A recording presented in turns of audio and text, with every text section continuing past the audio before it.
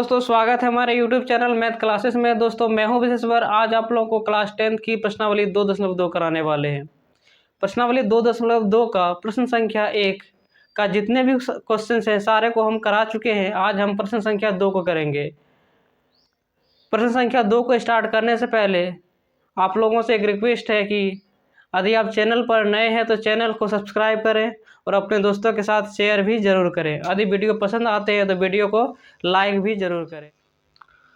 अब हम लोग क्वेश्चन को स्टार्ट करते हैं। क्वेश्चन नंबर 2 कहता है कि द्विघात बहुपद ज्ञात कीजिए जिसके शून्यकों का योग तथा गुणनफल क्रमशः दी गई संख्याएं हैं। मतलब क्वेश्चन में शून्यकों का योग दिया हुआ है और शून्यकों का गुणनफल भी दिया हुआ है। यानी शून्यकों का योगफल यानी क्या दिया हुआ, अल्फा प्लस बीटा दिया हुआ। यानी अल्फा प्लस बीटा शून्यकों का योग दिया हुआ कितना, 1/4। और शून्यकों का गुणनफल यानी अल्फा इंटू बीटा कितना दिया हुआ है, -1 दिया हुआ है। जब अल्फा प्लस बीटा यानी शून्यकों का योग और शून्यकों का गुणनफल यानी अल्फा इंटू बीटा दिया हुआ रहे तो द्विघात बहुपद का फॉर्मूला होता है x² minus alpha plus beta into x plus alpha into beta equal to 0 होता है। अब इस इक्वेशन में हम लोग को अल्फा प्लस बीटा और अल्फा इंटू बीटा का मान पुट कर देंगे और हम लोगों का आंसर यहाँ से निकल जाएगा। तो हम लोग इसको सॉल्व करते हैं। x² minus alpha plus beta का मान दिया हुआ 1/4, तो यहाँ लिखते हैं 1/4 और इंटू क्या हो जाएगा, x हो जाएगा, प्लस अल्फा इंटू बीटा का मान कितना दिया हुआ, -1 दिया हुआ, तो यहाँ लिखते हैं -1 इक्वल टू 0। अब इसको हम लोग सॉल्व करते हैं।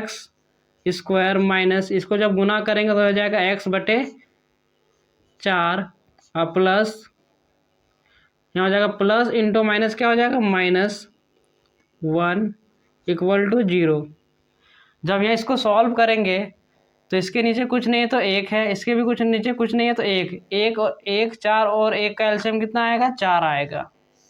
कितना आएगा, 4 आएगा।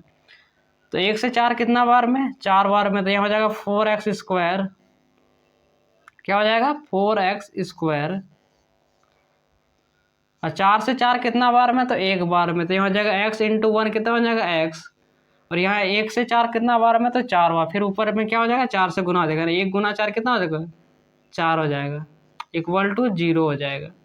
जब 4 को 0 से गुना करेंगे तो क्या हो जाएगा, 0 हो जाएगा। तो यहाँ हो जाएगा 4x² माइनस x और -4, 4 इंटू 0 कितना हो जाएगा, 0, यानी 4 इंटू 0 क्या हो जाएगा, 0 हो जाएगा। और ये हम लोग का जो आंसर निकलेगा द्विघात बहुपद जो निकलेगा, यानी द्विघात बहुपद बराबर हो जाएगा, द्विघात बहुपद बराबर हो जाएगा 4x² माइनस x और -4। ये हम लोगों का आंसर हो जाएगा। अब हम लोग नेक्स्ट क्वेश्चन की ओर चलते हैं।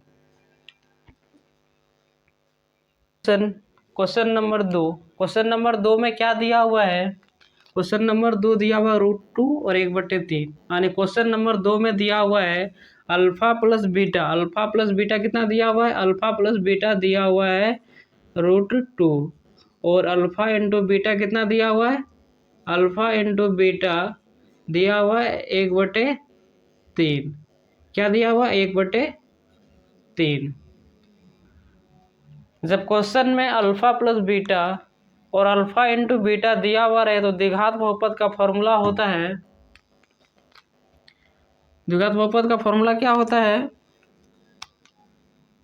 x² minus alpha plus beta into x plus alpha into beta equal to 0 होता है।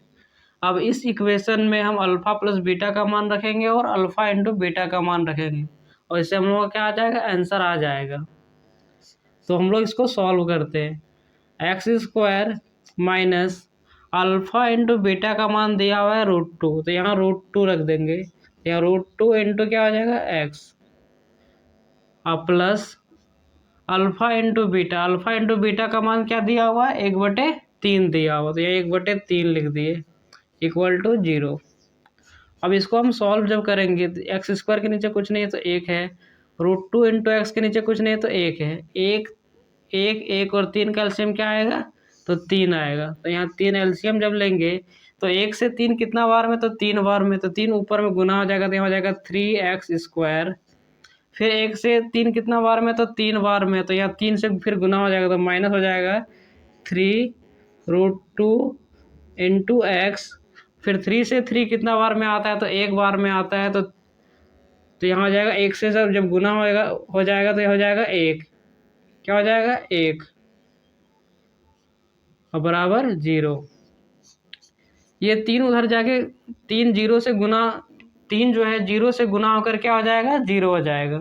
तो यहाँ हो जाएगा 3x² माइनस 3√2x प्लस 1, और यहाँ जाएगा 3 इंटू 0 क्या हो जाएगा, 0 हो जाएगा। इसको हम लिख सकते हैं 3x², यानी जो हमारा द्विघात बहुपद हमारा क्या हो जाएगा, द्विघात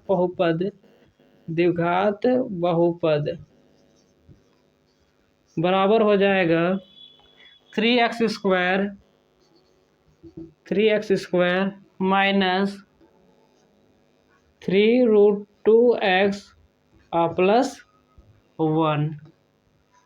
ये हमारा आंसर हो जाएगा। अब हम लोग चलते हैं नेक्स्ट क्वेश्चन की ओर, क्वेश्चन नंबर 3।